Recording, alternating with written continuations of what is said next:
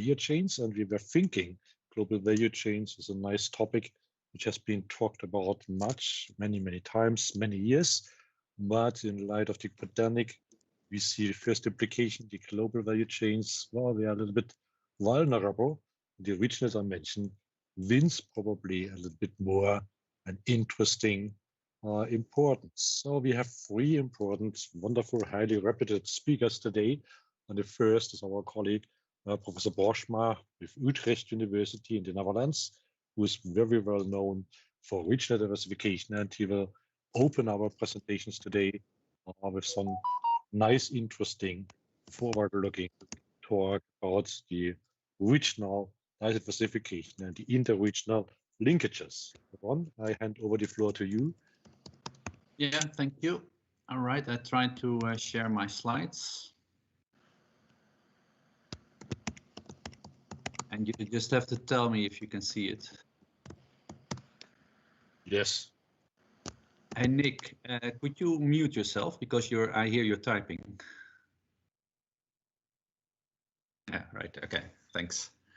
All right. Thanks, Dirk. Thanks very much for the invitation to participate in this particular session. As Dirk said, I will say something on the role of interregional linkages for regional diversification. I think it's a topic that I've been working on for some years now. It comes close to global value chains, although we look from it from a different perspective. It's a joint work with Pierre-Alex Ballan, who's a colleague of mine at Utrecht University. The reason why we started to get interested in this topic is that we wanted to see to what extent regions are capable of renewing themselves, right? Are capable of developing new economic activities, because that is absolutely essential to secure long-term economic growth. Regions have to come up with new economic activities to compensate for process of decline that will inevitably happen in their regions. So, but we also know that regions differ in that respect. So some regions have a very strong capability of moving into new economic activities, while other regions have that capability to a much lesser extent. So what we would like to investigate, and this has also high policy implications, is how can we identify diversification opportunities in regions? So which do we have a kind of framework that can allow us to identify those? And I will make the following claim. When developing regional innovation policy, first of all, regions should build on local capabilities, and this will be captured by the notion of relatedness, and I will come back to that. Regions should add new complex activities, so they should not add just new activities, but they should also give a high value added to their economies. And this is captured by the notion of complexity. And the main part of my talk will be also about that regions should also try to connect to other regions, but not per se, but just by identifying those regions that have relevant capabilities that can be exploited by regions. So this is all easy to say, but how to do that and how to measure that empirically. As I said, what is quite crucial in my line of talk is that in order to identify diversification opportunities of regions, we should look at what type of capabilities are present in the region, because what we know from many studies is that regional capabilities conditions which new activities will be feasible to develop in the region. So you might have the right capabilities to move, for example, in artificial intelligence, while other regions might lack the required capabilities to do so. When we actually develop this kind of claim, we work with the notion of relatedness. And basically what it says is that activities are considered related when they share similar capabilities. So the more related a new activity is to existing activities in a region, the lower the cost to develop this new activity in a region. So this new activity does not have to start from scratch. but it can really build on existing capabilities that are already present in the region. And the second line, or the second concept that I talked about before, complexity, is defined as activities are considered complex when they are unique and rely on a wide range of sophisticated capabilities. Like, for example, artificial intelligence. It's a very complex technology. Why that is? Because you have to combine many different capabilities in order to develop new technologies in artificial intelligence. And that's why it is very complex. And this is important to stress, because when you want to diversify as a region, as I said before, you want to move into new economic activities that have high complexity, because the more they are, the harder it is for other regions to copy them, and therefore you might expect higher economic benefits for a region. So let me just rephrase this all in this particular graph. You can plot all kinds of industries, all kinds of technologies, or all kinds of occupations that are not yet present in a region in this graph, and they score high or low on relatedness, and they score high or low on complexity. For example, if you see industry J and industry I, if policy has to choose, okay, which industry should we prioritize in our regional innovation policy, it might be better to go for industry J and not for industry I, because industry J shows a higher degree of relatedness with existing activities in the region, so there are more relevant capabilities on which it can build. And industry J has a higher complexity than industry I, and therefore will also potentially have higher economic benefits for the region when the region is successful in developing this industry J. So, well, you can use this framework, and you can do some nice empirical studies. We have done a number of works for the European Commission, and we use this type of framework. For example, here I have the example of Île-de-France, the Paris region, in which we look at all sectors that we could distinguish. There were about 100 sectors in this particular work, and they score high or low on relatedness, and they score high or low on complexity. And as you can actually see is that, and the bigger the bullet, the more the Île-de-France region is already specialized in that particular sector. The smaller the bullet, the less developed that sector is in the Île-de-France region. As you can see, Île-de-France region is a very lucky region because it has a lot of diversification opportunities in sectors defined by the high degree of relatedness in very complex activities, right? For example, computer programming, consultancy, and related activities, as you can see on the top right of this figure, there are many related sectors in the Île-de-France region that can provide a basis to develop this particular sector, and it is a highly complex sector, and therefore Île-de-France, it could be wise for Île-de-France to target this particular sector in their regional innovation policy. Very different story when we look, for example, at another region in Europe, the Silesia region, an old industrial region in Poland. And there we can actually see that there is a negative relationship between relatedness and complexity, meaning that the highest potential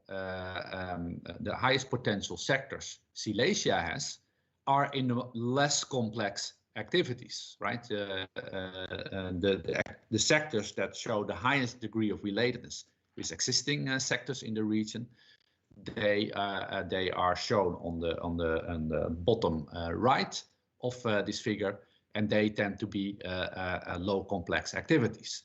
So Silesia is a very different region than the Paris region, has very different diversification opportunities, while Île-de-France region is very lucky to have many diversification opportunities in high complex sectors.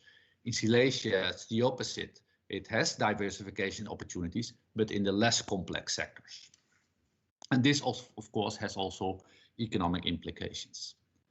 Well, you can use this framework not only by looking at sectors, but also by looking at technologies. This is also work we did for the European Commission. I took again the example of Ile-de-France region.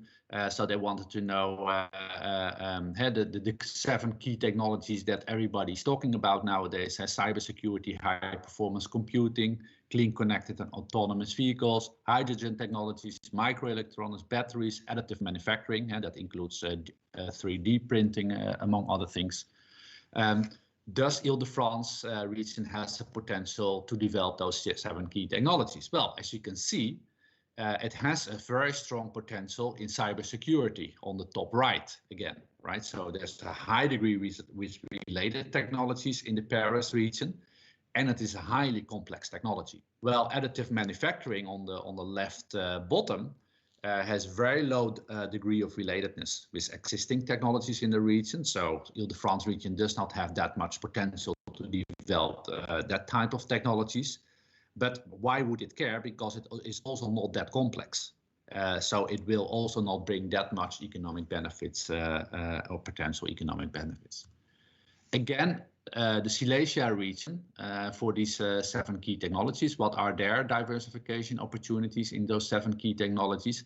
Here you have a very different graph. You can see that Silesia has especially a lot of potential to develop additive manufacturing. Shows a high degree of relatedness, but as I said before, it's not that complex. Well, for example, it has no potential whatsoever to develop key technologies in clean, connected and autonomous vehicles, the blue node on the left, because there's a very low degree of relatedness with existing technology in the region. So it lacks the required capabilities to move into new and complex clean, connected and autonomous vehicles. Okay, so far we have looked at the role of regional capabilities, and we argued that those might be important in order to identify diversification opportunities of regions.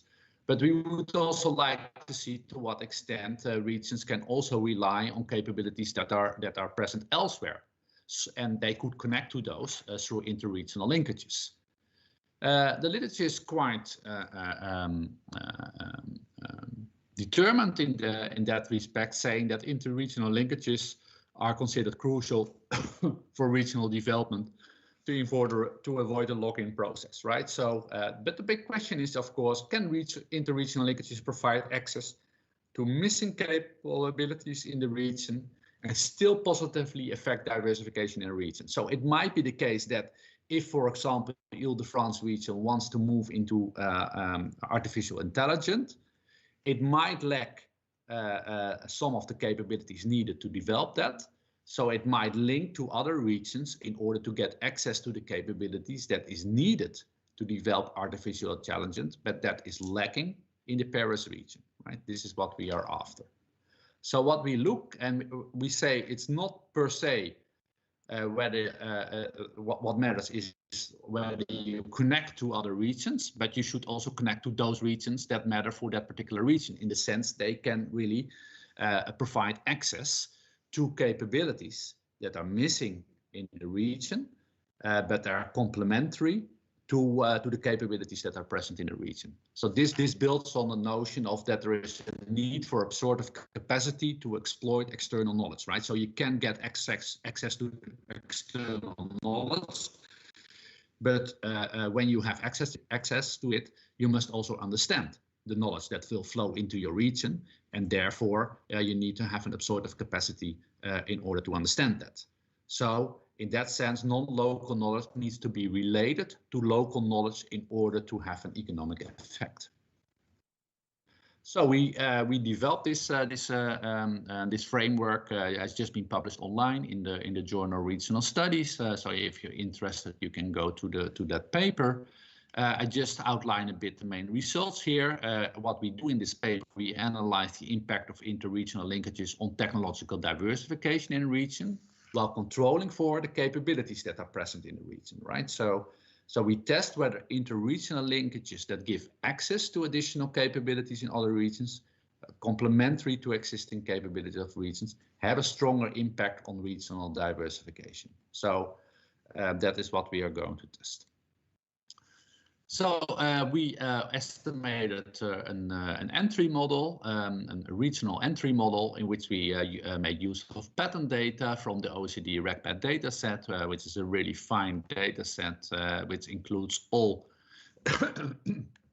patents that are registered in OECD countries. We could distinguish between 654 technology classes, and our research included 292 European regions, so-called NUTS2 regions.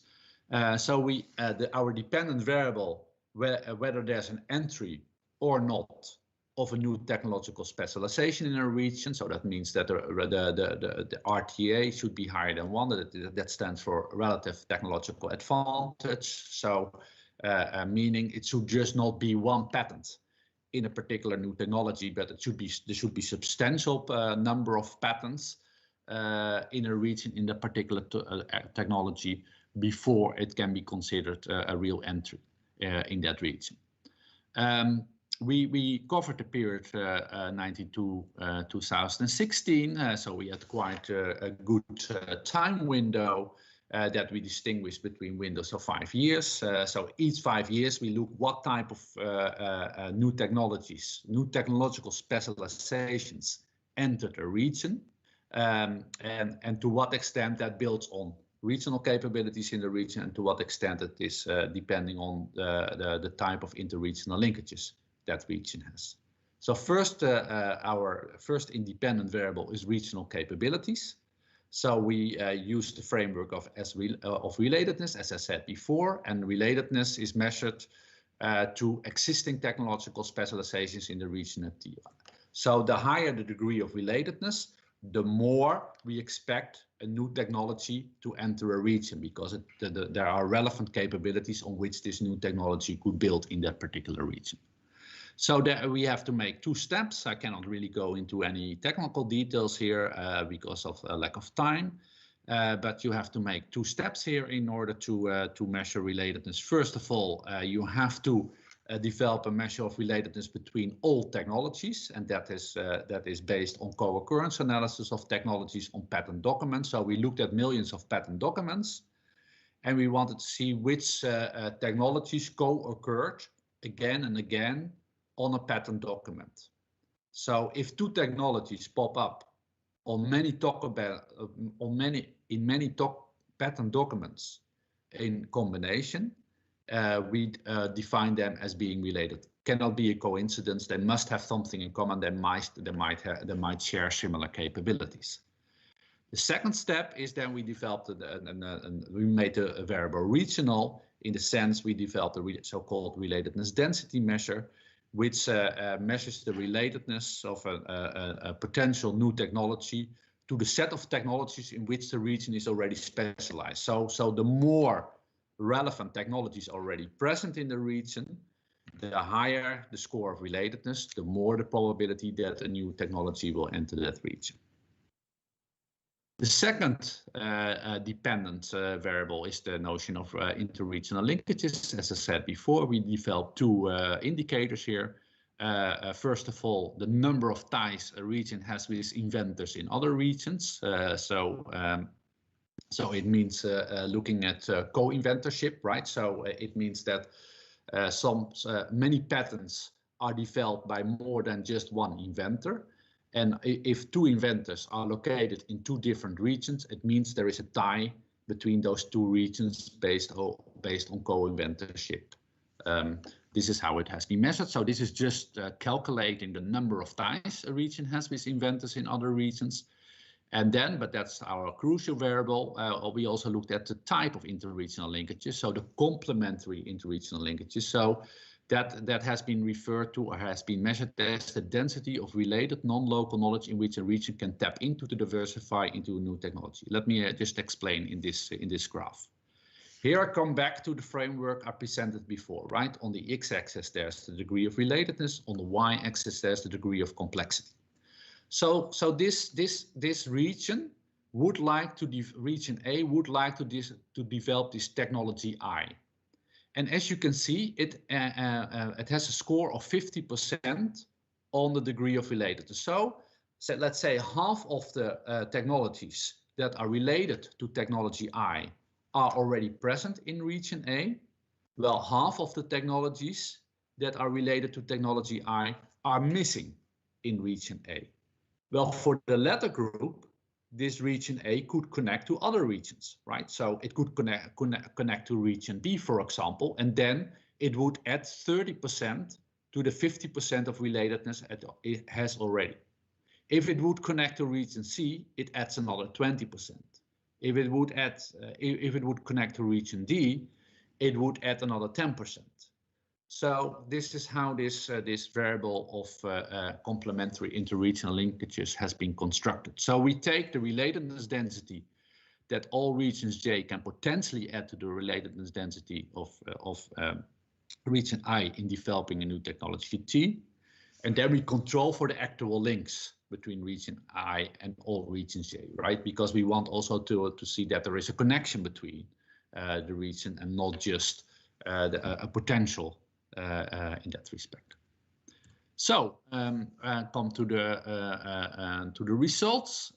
Well, first of all, our first variable, relatedness density, the blue colored blue here in this particular table. And as you can see, it has always a positive and significant effect, meaning that the more indeed relevant capabilities are present in the region, the more likely a new technology will be developed in that region. Then we go to our two variables that we constructed, right, that capture the notion of interregional linkages. Here we have the number of interregional linkages and complementarity of interregional linkages, the two variables that are colored red. As you can see in model 2, the number of interregional linkages has a positive effect. So the more you are linked to other regions, the more likely you will develop a new technology in a region. But as you can see, if we include the variable complementarity of interregional linkages in specification number 3, you can see that our main variable complementarity of interregional linkages has a positive and significant effect, meaning that indeed it matters to which region you connect. You will increase the probability in a region to develop a new technology when that region is linking to a region that can give access to capabilities that are missing in the region, but that are related to the technologies that are already present in the region. So it means that there is absorptive capacity in the region in order to develop a new technology. As you can see in model specification number 3, you can see that a number of interregional linkages, the coefficients turns from a positive into a negative effect. So it means even what that probably implies is that the more connections you have with other regions, that might come at a cost, because you might connect to many regions, but if they have no relevant capabilities, it will only be a cost, and it will not bring any benefits, and that's why we think there is a negative coefficient here. Then we also included an interaction variable, that is the green one. It's RD multiplied by the complementarity of interregional linkages, and it shows a positive effect, meaning is that the higher the relatedness density in a region, the stronger the impact of this type of interregional linkages. So the two go together, right? It is not that if you lack capabilities whatsoever in a region, you cannot compensate that by just connecting to other regions that can provide access to those capabilities that the region is missing. So it means that you cannot just build something from scratch and just connect to other regions in order to compensate for missing capabilities in the region. You also have to have some capabilities present in the region before the complementarity of interregional linkages become positive and significant as an effect. So let me conclude. So how to incorporate these interregional linkages? So this I think the analysis so far showed quite promising results, right? So indeed you should make interregional linkages part of your regional innovation policy, because they can actually enhance the capacity of a region to develop new industries or new technologies. But how to do that? So we developed a complementarity measure which can access for each technology that a region wants to prioritize in its regional innovation strategy, to what extent other regions in Europe have complementary capabilities that are missing in the region. So we used that measure, and here, for example, you can map this for every region and for all technologies that we could distinguish. As you can remember, we had more than 650 different type of technologies. We have 292 regions, so we could make 10,000 of maps that can actually specify for each region in Europe and for each technology to what extent they have relevant capabilities themselves to develop a new technology, and to what regions they should connect in order to get access to capabilities that are missing in the region itself. So here I have the example of Île-de-France region, right, which is marked in black. So the Paris region, and let's assume that the Île-de-France region wants to develop new hydrogen technologies. As you can see in this graph, in this map, it just could connect to many other regions in France because they show a pretty high score on capabilities that are needed to develop new hydrogen technologies, but that are missing in the Île-de-France region, right? So you could even, based on this information, you could even probably give a recommendation to policymakers in Île-de-France region. Well, connect to make just a national policy because regions in the southeast of France, in the northeast of France, they can provide those missing capabilities in order to develop new hydrogen technologies in the Paris region. So and that could be established by this. So it provides information on what could be the most relevant strategic partners in regional innovation policy. So this I think information is very useful for regions to identify and select other regions in that respect. So this means that it is not just by making connections per se, because this is what we often read in regional innovation policy, that regions should just connect to the outside world, right? That they should make linkages to other regions. What we are actually saying is now they should target those regions that can provide complementary capabilities. And only those should be encouraged and promoted through regional innovation policy. So this means that regional innovation policy then shifts attention to the exploitation of complementarities in other regions, that rather than about the making of interregional connections per se. Okay, I think I leave it to that. Thank you for your attention. Well, thanks a lot, Ron, for timely delivery, sharp on schedule, as you considered initially. A wonderful presentation. I guess that's what they all expected from you. We will have another discussion session at the end of our presentations. So we should probably now have a look for ecosystem of innovation and entrepreneurship, which is a topic pretty close related to what we listened now for the regions. We have the input from our colleague Bruno Fishер from the other end of the Atlantic. So welcome, Bruno, who is with Campinas University. The floor is yours. Hi, it's morning in Brazil, so good morning, good afternoon to you all. Can you hear me? Can you see the presentation? Okay, good. Let me see. Okay, so this is a qualitative part of our research program we have, looking into the role of universities in innovation and entrepreneurship ecosystems in developing countries, mainly in Brazil. And After a number of quantitative assessments, we decided to go to the field and interview people to better understand some specificities and characteristics of the dynamics knowledge exchange. And Brazil, in this specific paper, is written with a former student of ours, Paola Schiffer, and Maribel Guerreiro from Northumbria University in Newcastle, England.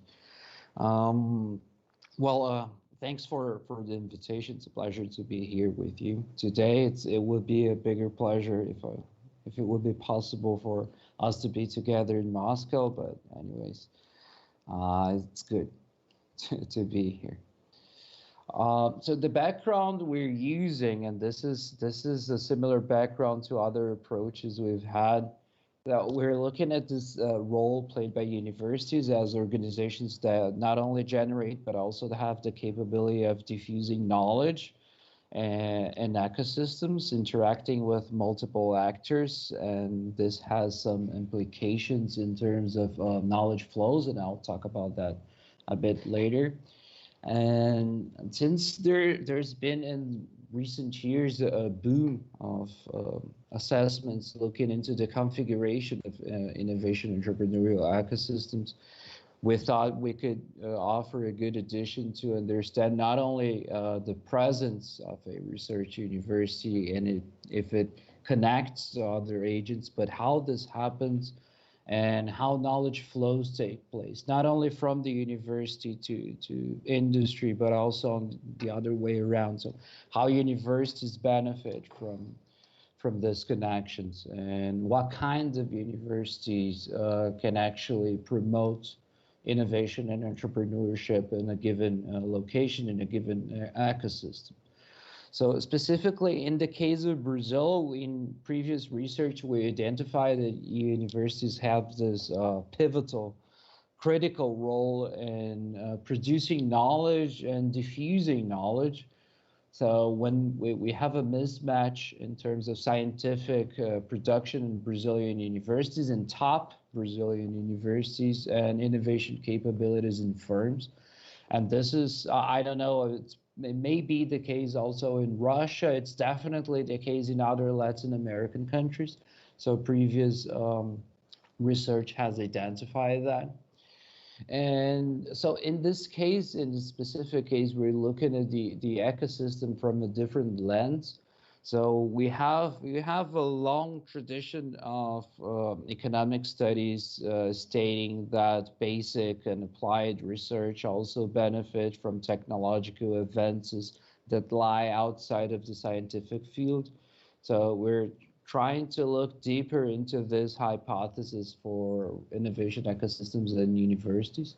So we're looking at this bi-directional relationships that take place. So not only as universities support innovation, but how do they benefit from that? So we know they benefit. There's obviously the financial flows from industry to universities, but it's more complex than that. And we also try to establish a connection between these relationships, how they take place, and the specific location of universities in the connection between local ecosystems and global value chains. So at the end of the presentation, I present a simple framework of what we found. And this is something we discussed a lot, because even though people are well aware that universities also benefit from assets, and not only financial assets, again, this is important, from industry, we still have its nomenclature called technology transfer offices. So this gives the wrong idea of what actually happens. So when we're talking about more mature research universities and more mature innovation and entrepreneurship ecosystems, these offices, they are more representative of a knowledge exchange dynamics instead of this unidirectional idea of transferring out technology. So we have a broader scope of relationship. So it involves not only technology, but knowledge writ large. And it's more of an exchange than simple transfer from the university to markets. And this has also policy implications because many legislations, not only in Brazil, but also in several other countries, they take the university as this knowledge, some sort of knowledge factory that produces knowledge that can be diffused. And it actually, you also have the reverse effect, and it's really important not only for the university itself at one given point in time, but also for the university to evolve in terms of its internal capabilities and how in the future will interact with other agents. So this is a simple scheme that we've drawn for a previous paper. It basically shows how the university industry interaction in Brazil has evolved over a 3-decade period, so over 20 years actually. So this is what it looked in 1994 for the top 12 universities in Brazil. And this is 2004 when the first regulatory framework was instated in Brazil regarding university industry cooperation. So it's a better picture than in 1994. We had several law changes in this course of time. And this is what it looked in 2014. So there's a clear evolution, though it's not. Brazil is not a representative case of strong connections between universities and industry, but this gives a good idea of how it has evolved over recent decades. So again, our key research questions are directed to the bidirectional notion of universities' role in ecosystems. So we have the first research questions: how universities' activities support knowledge flows, so from the university to markets. And then our second research question goes the other way around. So how do innovation and entrepreneurship ecosystems support the role of universities? Our theoretical frameworks based on this feedback notion. So on the one hand, you have the entrepreneurial university, which connects to other elements of the ecosystem. You have transfer of human capital, so alumni and students that take internships in industry. You have the typical technology transfer initiatives, licensing of patents, etc. You have academic entrepreneurs, student entrepreneurs. So you have different forms of connecting universities' outcomes to entrepreneurship and innovation ecosystem. And this is top part of this figure. It's what literature has mostly addressed over the last decade. So we know a lot about this. We do not know much about this reverse flows. So how the university benefits from these connections. So you have obviously financial resources which the universities need to carry out research. But you also have important capabilities in terms of technical aspects and research and equipment. And very, very importantly, you have market knowledge. And this is really, really relevant for universities to create this internal culture that leads in turn to more technology transfer, more academic entrepreneurship, and so on. So this is our basic conceptual model here.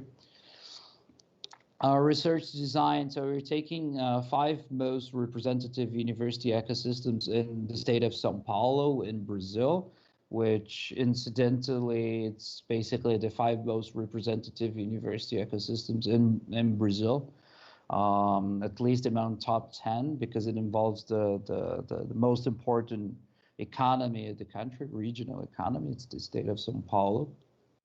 So our choice is based on previous research, on quantitative research, So we took the city of Campinas, Ribeirão Preto, São Carlos, São José dos Campos, which you might know because it's where Embraer, the Brazilian aircraft manufacturer, is headquartered.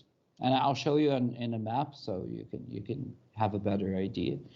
And the city of São Paulo, which is, it's not the capital of Brazil, but it's the main economic hub in the country. So we interviewed universities, TTOs, research groups, research centers, and also companies, entrepreneurial companies, and also, it doesn't show here, but also some multinational companies.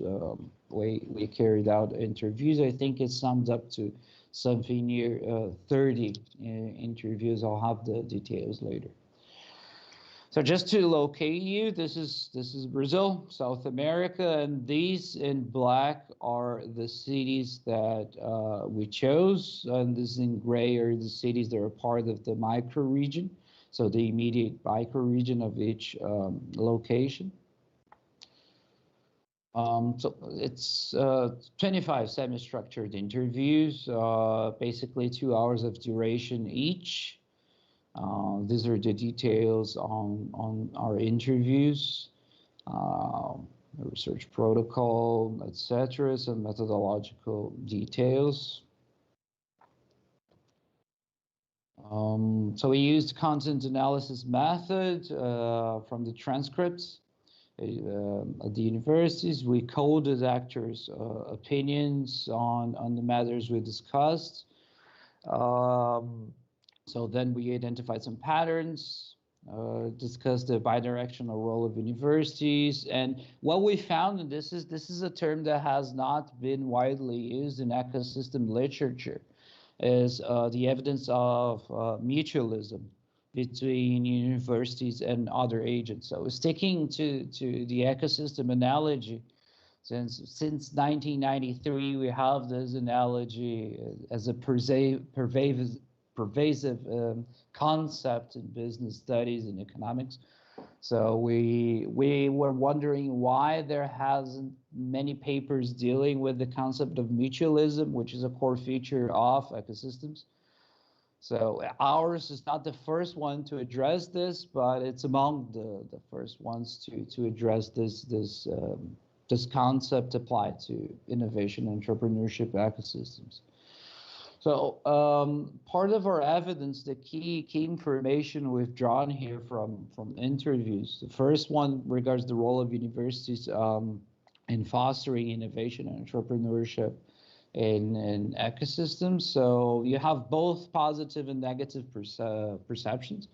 So the universities are the entrepreneurial universities. They are perceived as suppliers or sources of qualified human capital, technology transfer, and shared infrastructures. So universities are also important hubs to provide R&D infrastructure for companies in collaborative projects.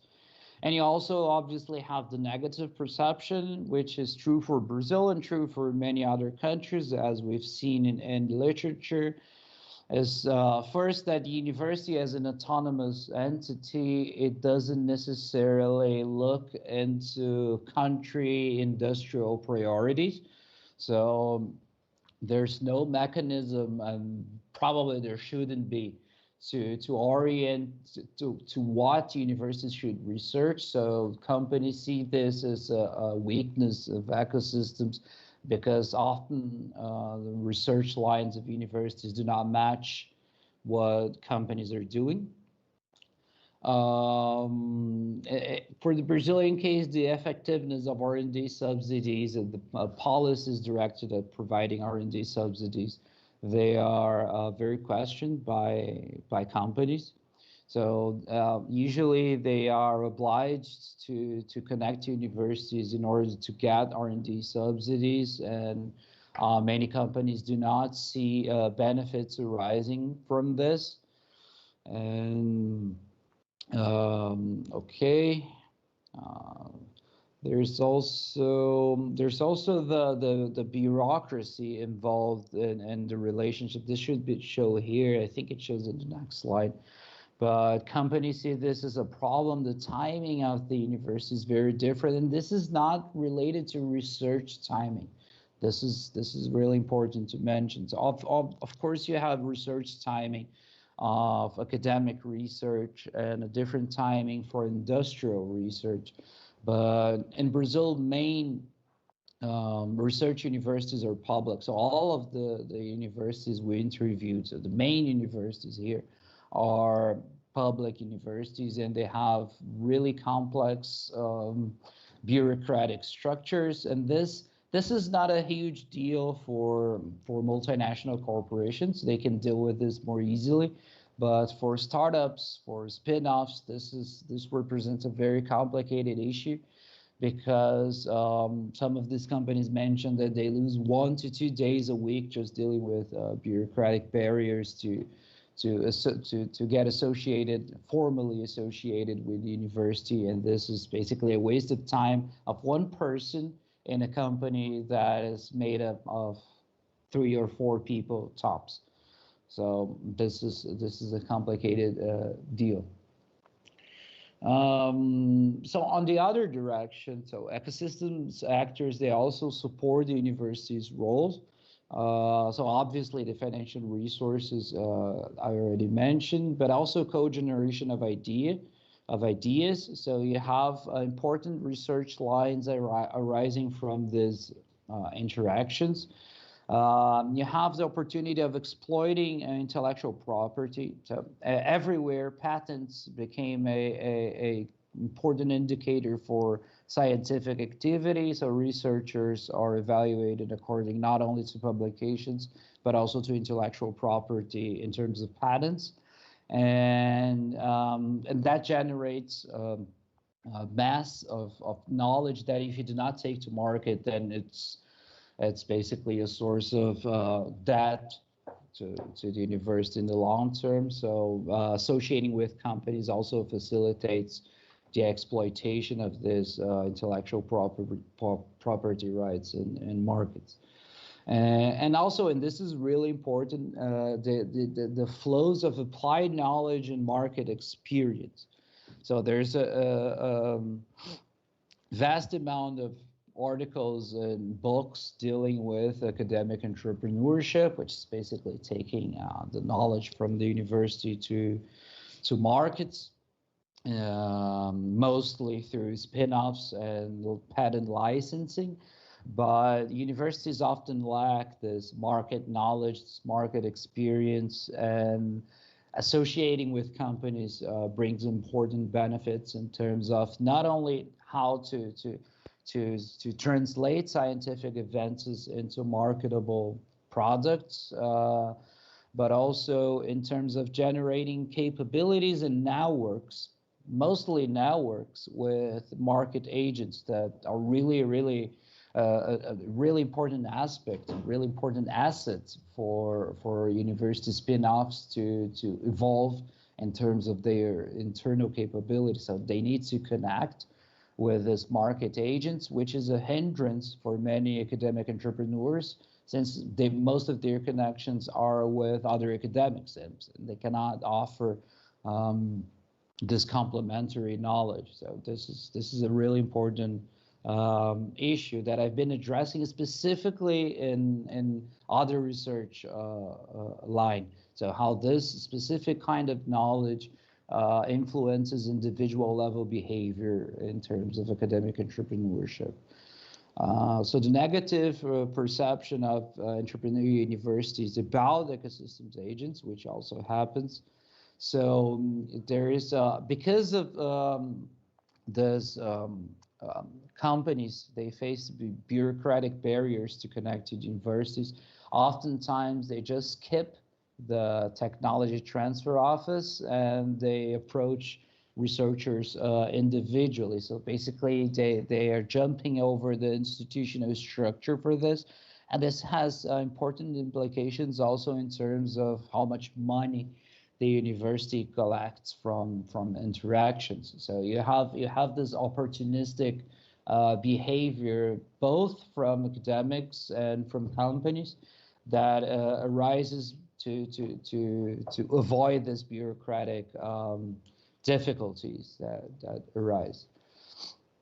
So another aspect that we approach here is the fact that the level of ecosystems maturity. So the more mature given ecosystem is, so you have stronger inflows to the university from these connections.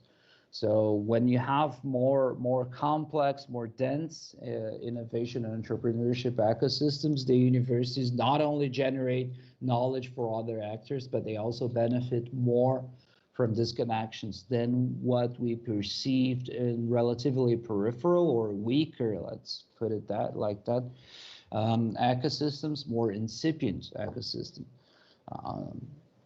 So in these cases, you have a stronger notion of effectively unidirectional technology transfer from the university to companies. This is a basic scheme. I'm not going to go into detail here because of timing. So these are basically the academic sources that come from the university to reach industry, so companies. So you have scientific research and training mainly, and here you have the interaction channels which promote the flows of this knowledge from the academic knowledge to industry. And then here you have industrial sources of knowledge and assets and how they flow to the university. So as I mentioned, not only the matters of funding, but also what we call the entrepreneurial capital in terms of mentoring, technical training, market connections, and so on. Here you have for the case of companies, they benefit from accessing frontier knowledge, human resources, and entrepreneurial activity from the university. Recently, and this is not part of the scope of this specific project, we got involved just to get into the importance of entrepreneurial activity. So we're involved with a multinational company from South Korea, with Samsung, which is basically directed at fomenting entrepreneurship and entrepreneurial training in academics, because Samsung benefits a lot from that, from establishing connections with knowledge-intensive new ventures. So they created this program that connects Samsung with the university and with startups from the academic ecosystem.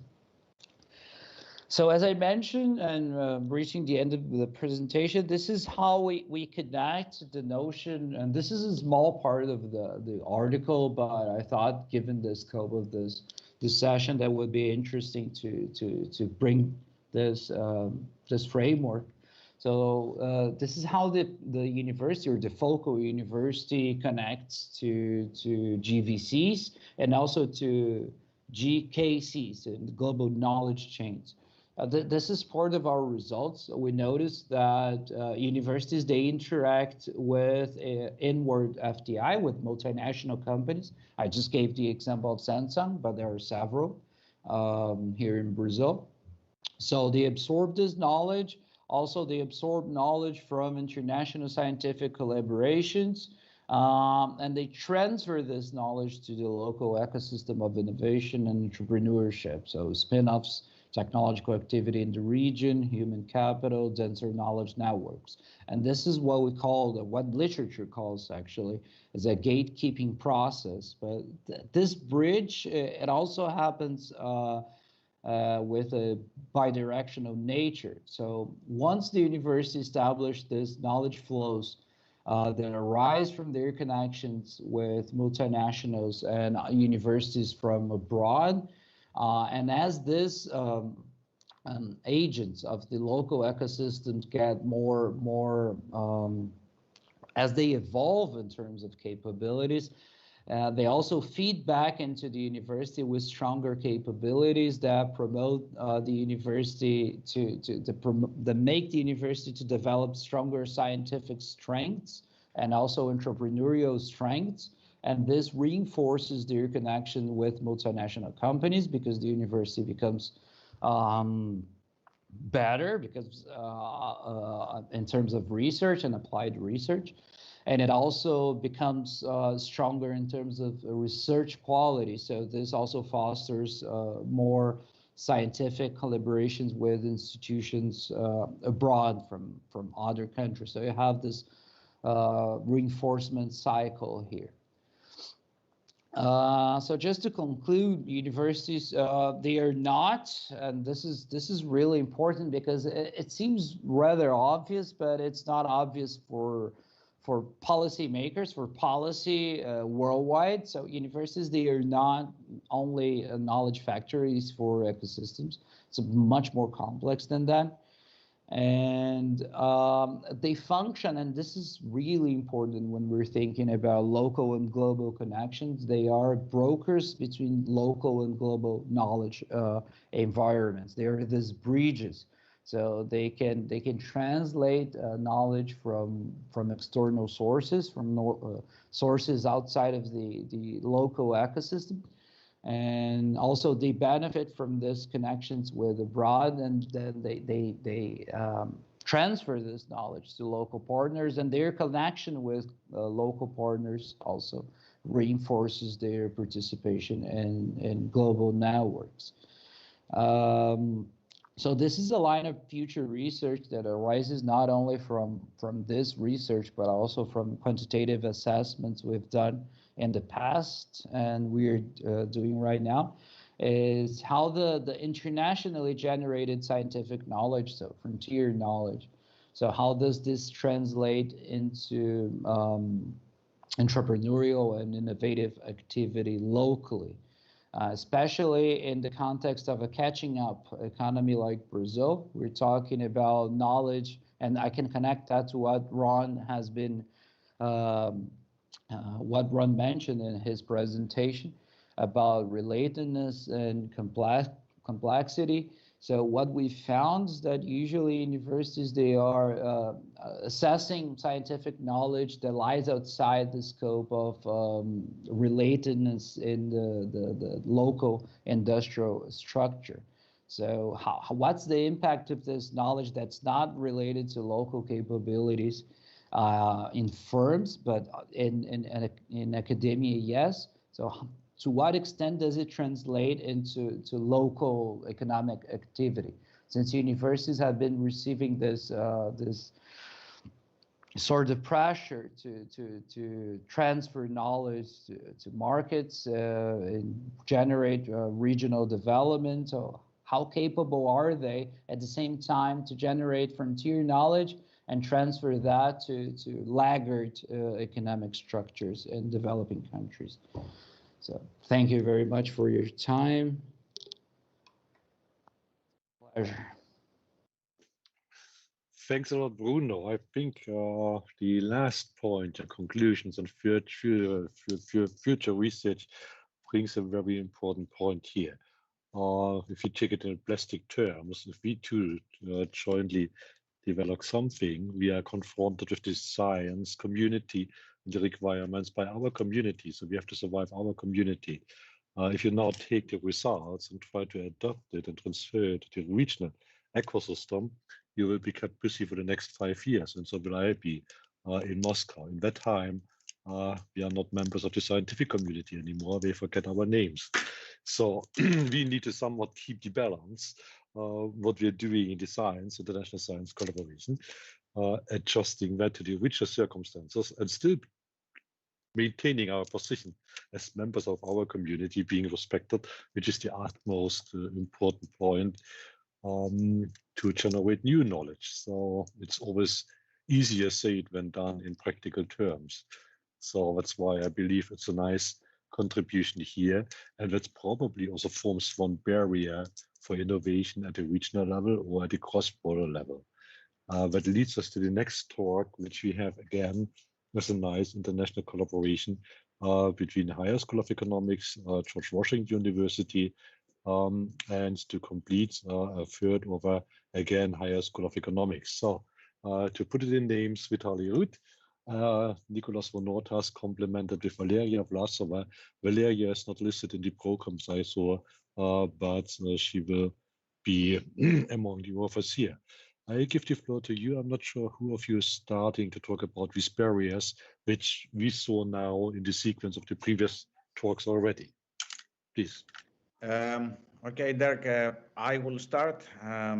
Thank you for introducing the three people in this presentation, actually not only two. Valeria has worked very hard on the paper, the underlying paper, and the presentation. Before I start, I wanted to ask you how much time do we have for this presentation? It should be around 20-25 minutes, but we have something like 5 minutes to wrap up in the end. Okay, because I heard you you wanted discussion on Ron's paper.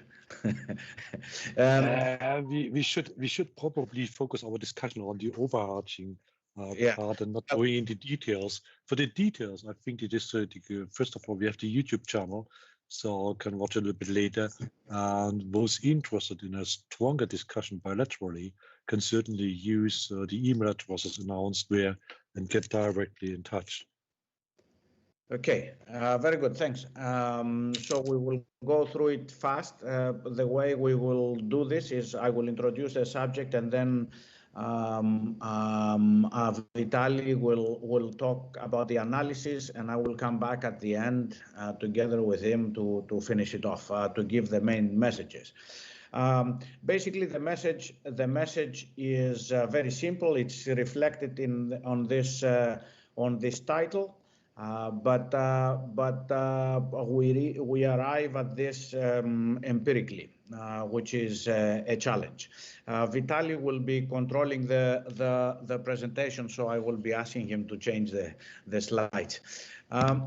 So the motivation for this work is simply our dissatisfaction, the same dissatisfaction, a similar dissatisfaction that Ron had with people aggregating across different regions and saying, well, the region cannot survive on its own, it needs to collaborate with others.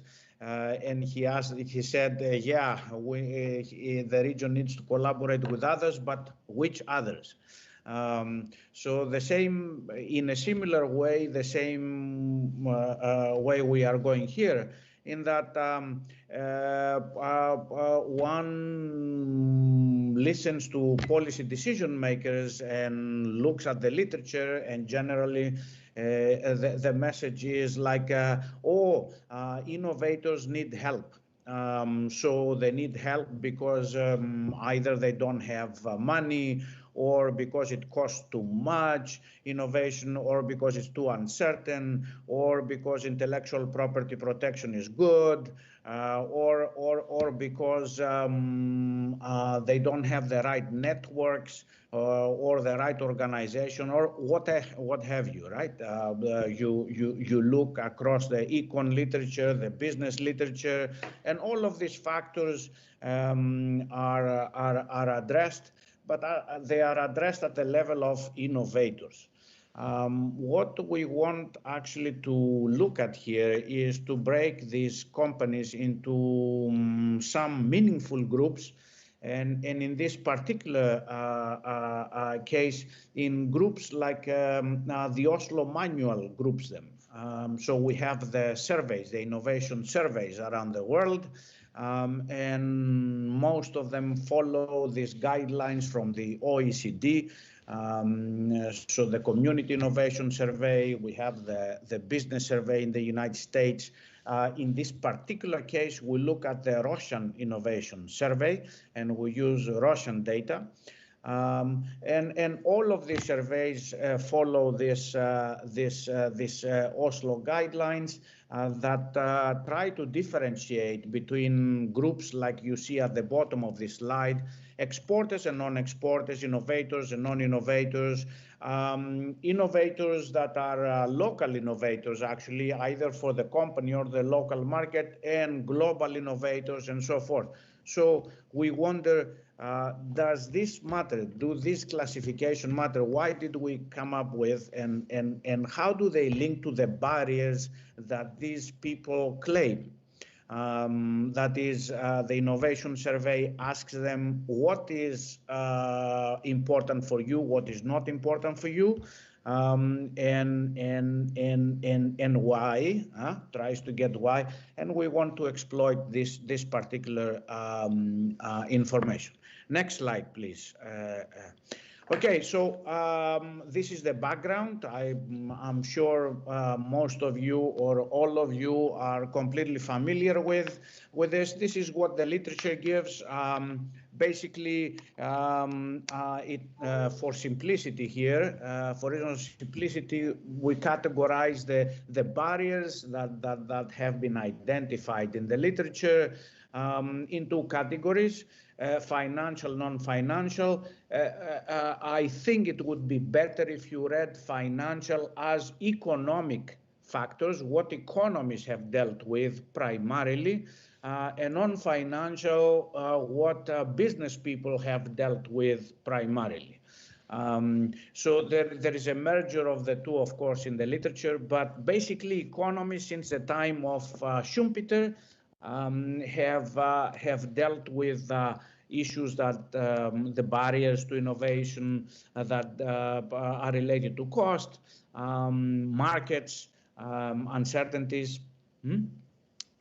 You go back to the papers of Kenneth Arrow, and you will see, for example, the uncertainties in the markets and so forth. So this is the first group is what economists have looked at. The second group is newer.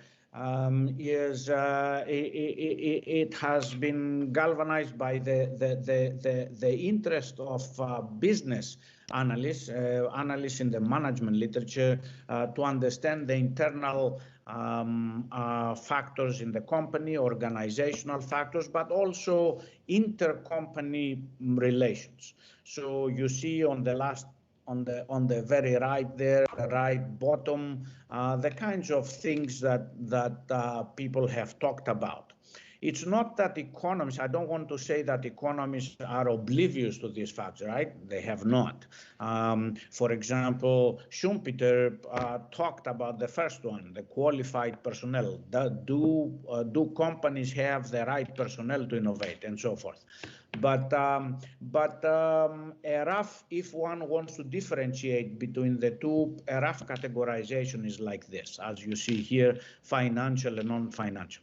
Later on, we will break them up into more categories. Next, please. Barriers, let me go fast. Barriers are important. We think they really give important information about what innovators need, and they are important because this is what policy decision makers focus on. They want to make to facilitate the job of the innovators, right? So what do they focus on? On the problems of the innovators, right? Barriers. Next, please. We address three research hypotheses in this paper. The first hypothesis is that there is a difference between these two groups. Difference in terms of impact between financial and non-financial, as well as difference within those groups. So the groups are not, as I was saying, are not really independent of each other. Right? The second is the innovation capabilities of a company really matter in what it considers important, what are its perception of a barrier, right? In other words, whether companies innovate or not and how do they innovate really matters in what they perceive as barriers.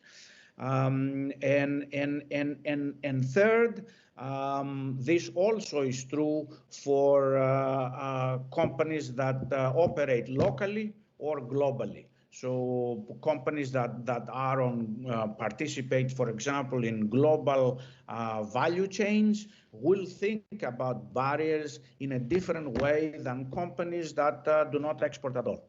All right, and I will leave it here for Vitaly. Vitaly. Right. Do you hear me? Right? You never know this. Okay, so thanks, Nick, for the conceptual part. As Nick says, our paper deals with this empirical data that originates from innovation survey, right, which follows the Oslo manual guidelines, which covers Russia. We focused on mining, manufacturing, and utilities industries, that is industrial production. And we deal with this data on barriers. One thing to mention about this data of barriers. So, I mean, by design, the Oslo manual idea is fantastic. It's providing the policymakers, the analysts with the systematized feedback of companies. What's wrong, kind of, right? So you have this ranking, what's really wrong, what's kind of what's important, what is not, and that's it. Kind of, you can then do your policies to compensate that bottlenecks. Unfortunately, the reality is not that straightforward, because you cannot, well, I mean, you cannot directly work with the systematized answers of what's wrong of the actors to compensate these barriers. Imagine you have a survey of some employees in a firm, and you have a battery of options. What's wrong with you? How can we improve your productivity? They asked about how good is the workplace, how good is the coffee, but also they ask whether your salary is enough. And of course, there is a huge temptation for the employees always to say that the problem is that the salary is not enough, right? Unrelated to what are the real problems. So maybe the real problem is that there is no good communication, but they will definitely choose this option, no money, right? Similar to the firm. When you try to deal with this question straightforwardly, you can end up with a misleading or kind of useless results. That's why the literature tradition, and we also exploit some techniques. How can we filter out the direct answers from kind of revealed answers? So basically, the major tool here is to have intergroup comparisons, comparing different groups of firms. So that's what we actually do. We use the data available, and then we first classify the firms according to their innovation capability levels.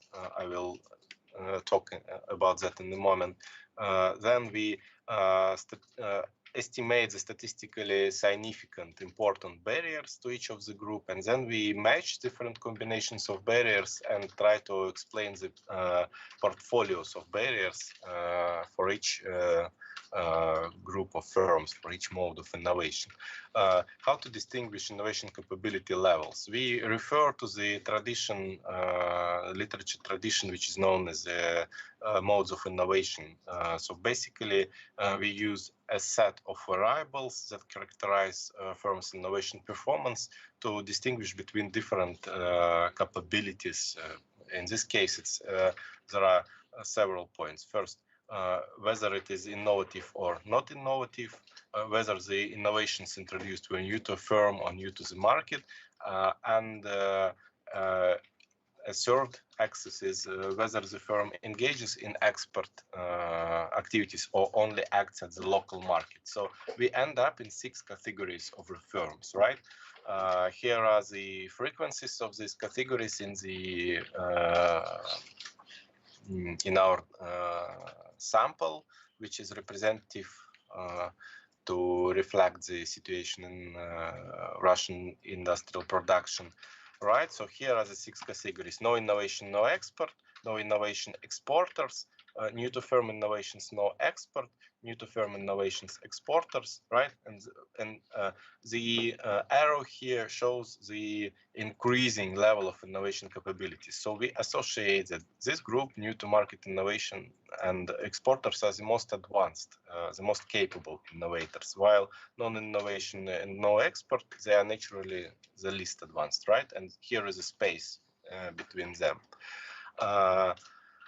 Here is exactly the set of barriers that we use in our data, right? So we group them in these groups in line with the literature, the financial and non-financial groups, but also we have this second level and groups, and they disaggregate barriers as well. Then we apply a model. We apply a econometric model to isolate the specificities of barriers to each of the groups. So basically we use the multinomial logic discrete choice regression. We control for size, we control for whether the firm is a part of the multinational enterprise, whether it is affiliated with the state, which is particularly important for Russia, and we control for industry dummies, right? Whether it is mining, low-tech, medium high-tech, high-tech. Okay, and that helps us to construct this, to estimate the statistically significant, important barriers. And when we use the marginal effects, it helps us to understand the specificity of this barrier for a given group. So basically, we can judge what barriers are the most relevant to each of the firm group. Here is the raw data, right? So we used some coloring for it, but no need to look at that.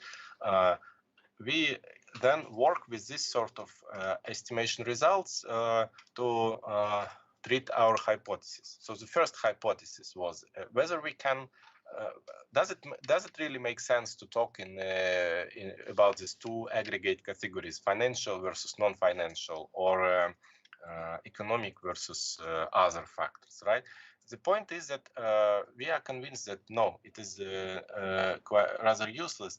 However, there is a strong tradition from the theorists, like very much mainstream economists, but as well the policymakers tradition is also biased towards these two measures, right? Because financial is associated with giving money in terms of policy, in terms of public support.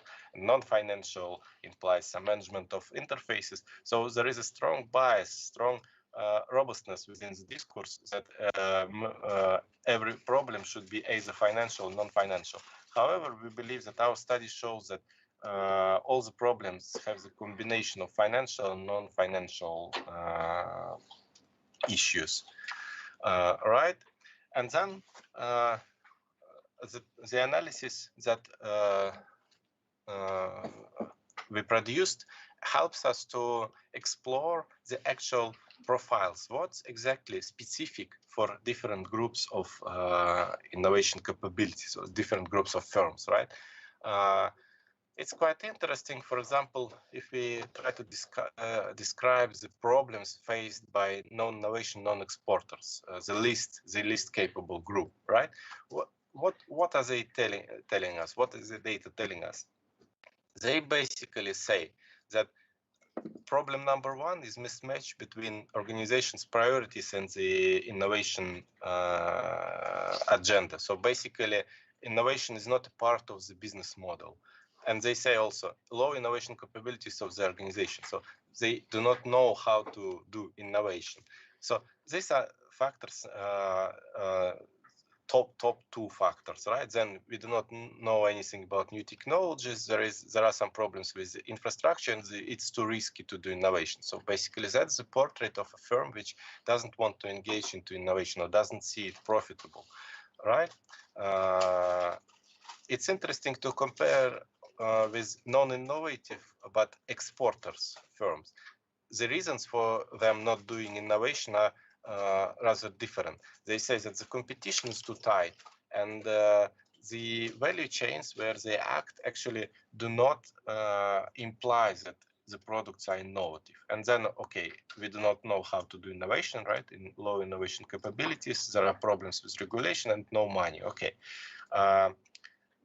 The second grade of the firms, it's more about they are doing innovation, right? But this innovation is not new to the firm. So basically, they are doing a kind of adaptation or a sort of imitation of other things, right?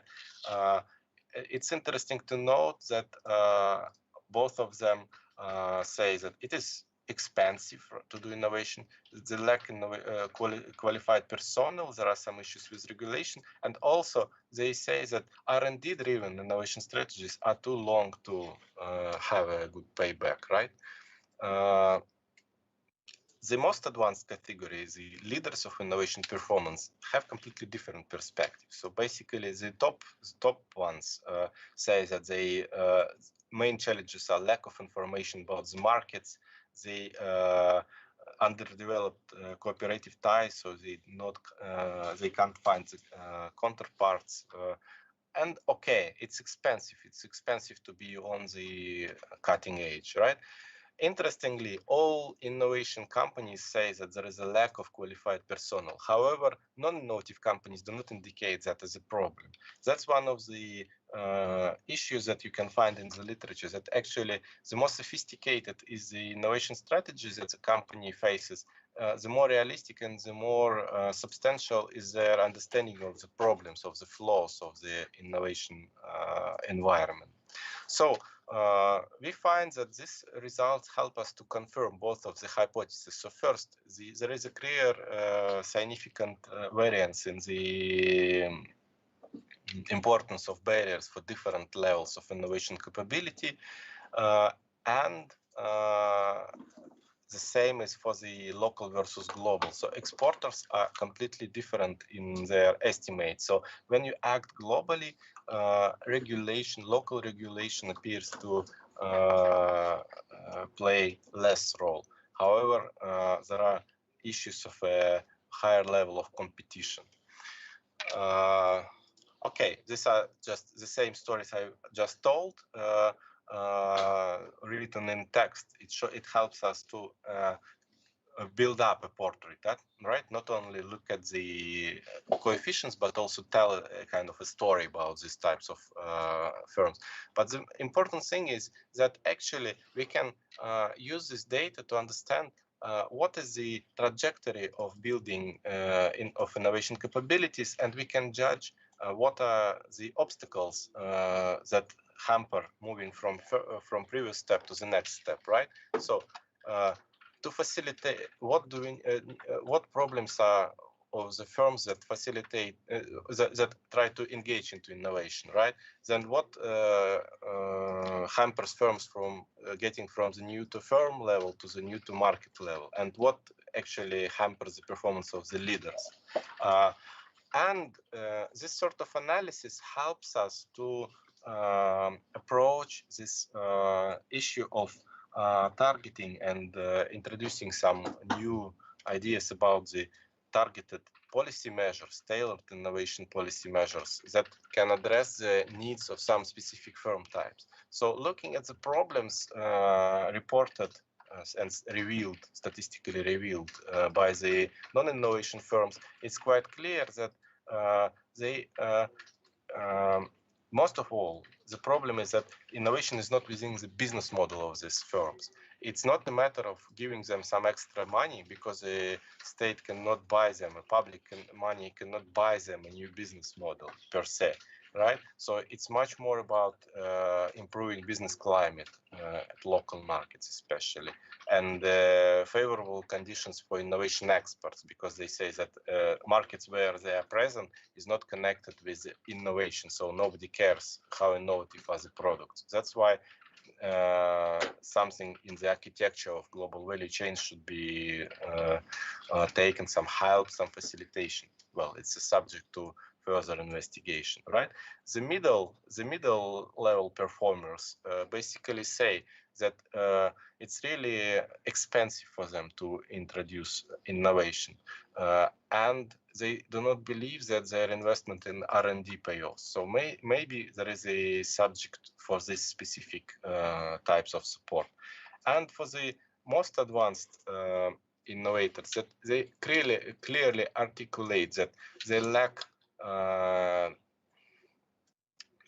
cooperation building, like networking building effort, and they lack some kind of further support in promoting them somehow in the global markets. It's extremely interesting story that there are many non-financial, non-innovation barriers to participate in the value chains, but we do not take that for this talk. All right, so basically here is the substance that we got, and I invite Nick back, right, to make the final statements. Yeah, Vitaly, show the previous slide. Leave it in the previous slide.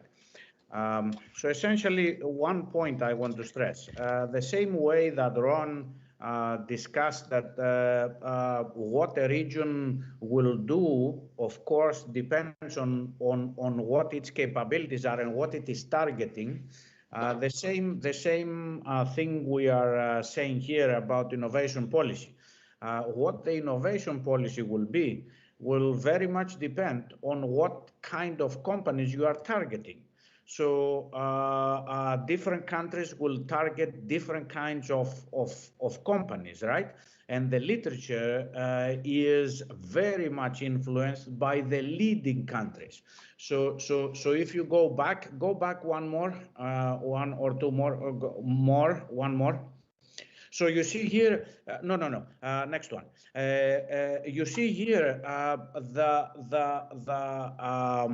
top factors, the financial factors are important as you go to the leading innovators, right? And this is what the literature has been focusing on. However, most countries and most regions are not there. They are elsewhere. And if you look at this graph long enough, you will see that the problems that most others are facing are different. So in a sense, if they just try to imitate what the developed regions do, the few developed regions do, they will not really address their critical problems. That's it, and we will finish it here. Right away now, you have 1 more minute.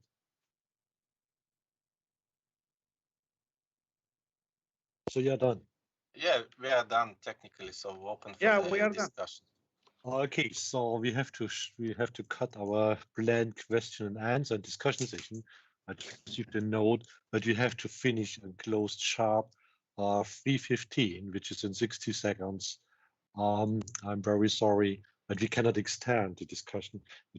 We have a lot of substance here, and I find what we see in the beginning from the origin, and when we go by the ecosystem, and we come to the big question: why are companies not engaged and involved in the regional ecosystems or in the global value chains? It's very obvious. A lot of barriers which are now not the same everywhere, but typical, certainly across some industries and some special regions. So a lot of work ahead of us, but I may advise and invite you to join us in October when we have a more in-depth, dedicated 1 or 2 day session devoted to this topic. So this is just the beginning, and we will continue on that.